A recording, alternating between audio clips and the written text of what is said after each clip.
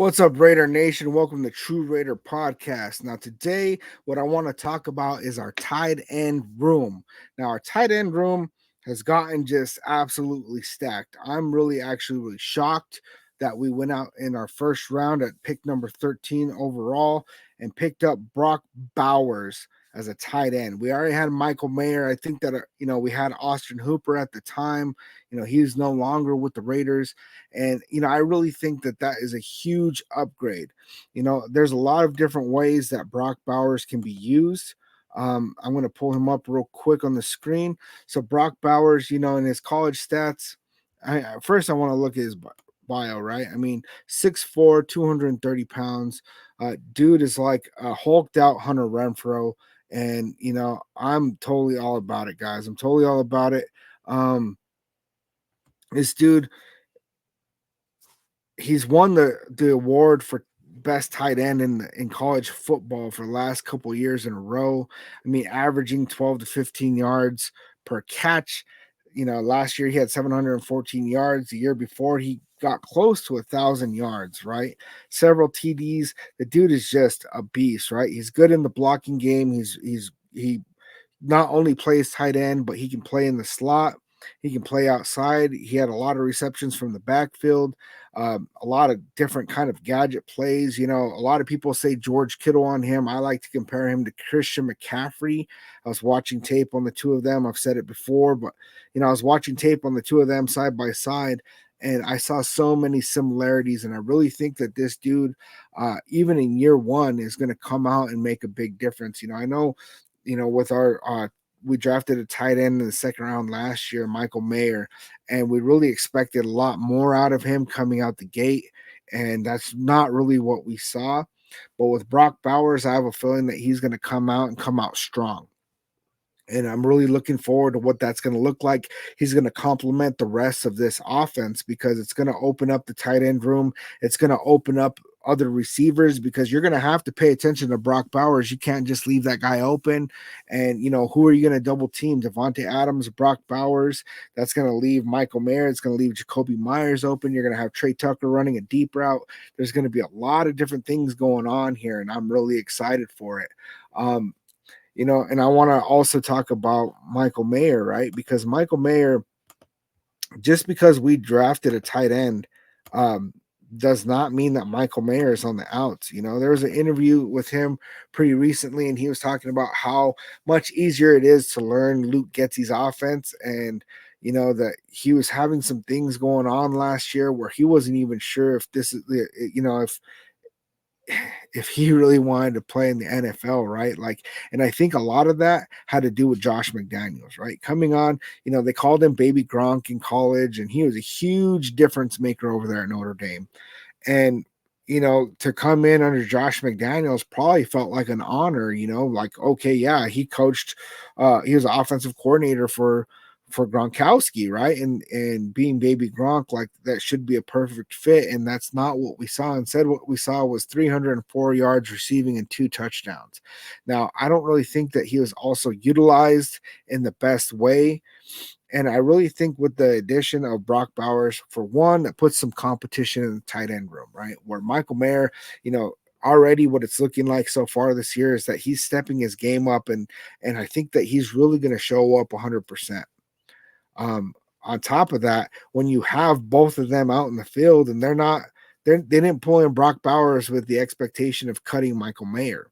They brought him in as a complementary piece to where we're going to run 2 tight end sets. We're going to do a lot of 12 personnel. We're going to have, Brock Bowers and Michael Mayer on the field at the same time with Devontae Adams, Jacoby. Like, I'm just saying, like, this is going to be pretty insane. I'm really looking forward to what this is going to look like. Now, there's only so much football to go around, right?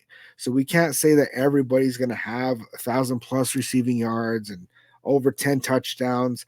But I really think that where Michael Mayer is going to come in is it's going to really make a difference in key situations in the games, right? I don't think that he's going to be our number one go to, even in the tight end room. I'd say on the depth chart, he's number 2, but Brock Bowers is going to get used as a wide receiver a lot. So really, Michael Mayer is going to be the only are the number one tight end that's only being used as a tight end, right?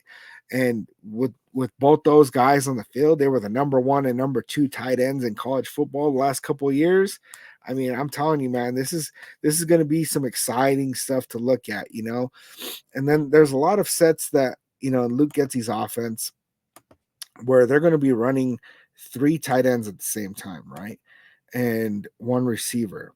So picture this, right? We got Harrison Bryant, 6'5", 230 pounds. Now, last year he only had 81 yards, 3 touchdowns. From my understanding, he was dealing with some injury stuff. At least from my memory, man, I haven't talked about him in a long time or heard anything about him in a while. But he came from the Cleveland Browns, and he was a pretty good tight end, right? About 200 receiving yards, right, per year, couple of touchdowns here and there. Not the big stat guy, not the huge difference maker, right? But things that they brought him in for is that he's a very good blocker and he's a good receiver, right? And so, if you have Devontae Adams lined up on the left, right? Picture this. Devontae Adams is lined up on the left. Then you got, Brock Bowers, Michael Mayer, Harrison Bryant, and then you got like Dylan Laube coming from the backfield. There's a whole lot of different options that we can use on this. And honestly, I think Harrison Bryant is going to make the 53 and he's going to get utilized. I don't think he's going to see just a ton of snaps. But I think that, it's going to be important for him to be out there when he is. And even if he's not the guy getting the stats, I really think that he's going to contribute to all the plays that he's involved in, man. He is the veteran in the tight end room at this point. And so I don't really scoff at that. So, yeah, I mean, really, those are the only tight ends I really wanted to talk about. We got a couple other tight ends on our depth chart, but really, I don't see them getting any play. There's too much football to go around to really utilize too many of our tight ends. Utilizing three of them is, actually quite the feat. And I was thinking that Harrison Bryant was going to be our second tight end, kind of like how it was Michael Mayer and Austin Hooper. I thought that we are going to do that with Michael Mayer and Harrison Bryant, and then with the addition of Brock Bowers, it just totally changes the way that looks. This tight end room, man. If they disappoint, man, I don't even know what to say at that point because I don't picture them being in a position to disappoint us one bit. Honestly, I think that we're going to be in a position where we are thoroughly excited that we drafted a tight end in the first round this year. So let me know what you guys think about this, man. I'm really loving what this offense looks like overall, over the last couple of videos. And if you haven't seen them, I did a breakdown and of my thoughts about the quarterback room. We talked about the running back room. We talked about the receiving room. And now we're talking about the tight end room, right?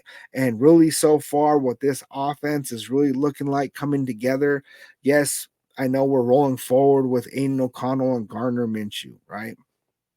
And I saw a guy that's been kind of, talking down on Aiden O'Connell and talking up Gardner Minshew on YouTube just today, man. And then he was saying like if Aiden O'Connell only gets 15 touchdowns passing, like on how awful that's gonna look, right?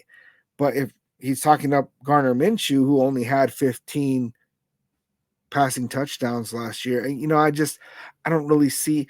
For me, I really think that Aiden O'Connell is going to be our guy. I talked about that in the quarterback room video, and I really see us being in a position where all of these position groups are going to complement each other in a great way. I think that we got a couple of players that are in second, third year on this team that are really going to be able to take that leap and really show up in a better way. So, Nation, let me know what you think. Please hit that subscribe. I've fallen out of the algorithm. Please hit that like, man. I'm trying to get back in. My goal is to hit 500 subs before August. We're on July 1st. So, like always, love you, Nation, and I will catch you on the next one.